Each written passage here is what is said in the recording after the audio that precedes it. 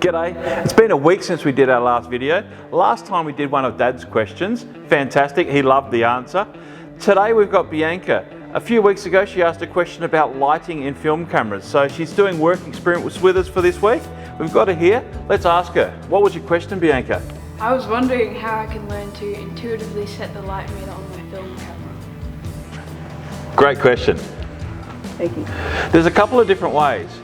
With film photography, we look at Sunny 16 rule. We set our ISO to the film speed that we've purchased. Kodak Ultramax, we set it to 400. Kodak Gold, we set it to 200. Ektar, we set it to 100, so on and so forth. Once we've set our ISO, we then set our shutter speed. We get our shutter speed as close as we can to the ISO that we've purchased and put in the film camera. Then all we have to do is adjust our aperture. If it's bright and sunny outside, it's f22, f16, we get a tiny, tiny, tiny little hole. The darker it gets, the more we open our aperture up. So we go from sunny at f16 to shade, f11, f8, somewhere like that. To evening, we go down to f2.8, we get a massive big hole.